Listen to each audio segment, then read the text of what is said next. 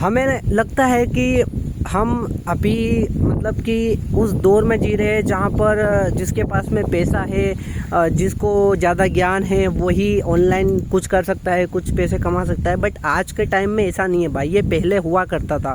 But अब ऐसा है कि एआई, जिसके पास में भी इंटरनेट का एक्सेस है उसके पास में एआई का एक्सेस है, बड़ा से बड़ा एडवांस मॉडल का आपके पास में एक्सेस है। आप किसी ना किसी तिगड़म से, जुगाड़ से मॉडल का एक्सेस ले सकते हो भाई। चाहे वो गूगल के एडवांस मॉडल की मैं बात करूँ, चाहे वो एंथ्रोपिक के मॉडल की बात करूं, चाहे वो मेटा के मॉडल हो या माइक्रोसॉफ्ट के हो। इवन माइक्रोसॉफ्ट का तो कोई ऐसा मॉडल नहीं है, वो ही एक क्या बोलते हैं को पायलट है, वो भी कुछ लेयर लगा के बेच रहे हैं वो, ठीक है। तो एक्चुअल में स्क्रैच से जो बनाया है वो गूगल ने बनाया है, ओपन एआई ने बनाया है, चाइना तो कॉपी करता रहता है, और एंथ्रोपिक ने बनाया है, ठीक है। तो ये बड़ी बड़ी जो कंपनियां हैं ये खुद के कुछ मॉडल बनाया करती है, और ओपन सोर्स कम्युनिटी में भी आए दिन मॉडल लॉन्च होते रहते हैं। तो आपको ना पता होना चाहिए कि यार कौन सी जगह पर कौन कौन से मॉडल लिस्टेड होते हैं। एक open source community hugging phase एक ऐसा प्लेटफॉर्म है जहाँ पर ओपन सोर्स कम्युनिटी में आए दिन मॉडल लॉन्च होते हैं और उनके बग को फिक्स किया जाता है, उनको इंप्रूव किया जाता है, जो कि कम्प्लीटली फ्री ऑफ कॉस्ट है। अपाचे 2.0 लाइसेंस के साथ में आते हैं, मतलब कि आप कमर्शियली इस्तेमाल कर सकते हो बिल्कुल फ्री ऑफ कॉस्ट। कोई रॉयल्टी नहीं देनी,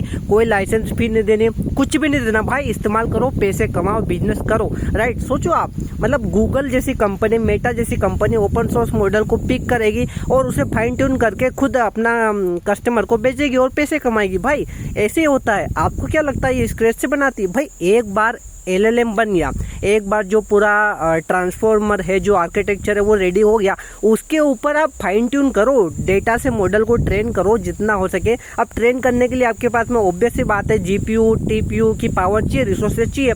तो जिनके पास में बड़े बड़े डेटा सेंटर है, जैसे कि मेटा है, जैसे गूगल है, माइक्रोसॉफ्ट है, एंथ्रोपिक है, तो ये ट्रेन कर सकते हैं। तो ये किसी भी मॉडल को पिक करते हैं और उसे ट्रेन करते हैं। जैसे मान लो फॉर एग्जाम्पल एक छोटा बच्चा है, छोटे बच्चे को आपने ट्रेन कर दिया, आप चाहो तो आप हैकर बना सकते हो, चाहो तो आप उसे एजेंट बना सकते हो, चाहे तो आर्मी में भर्ती करवा सकते हो, मतलब जैसा चाहो वैसा आप ढाल सकते हो, क्योंकि वो इनिशियल स्टेज में है, राइट।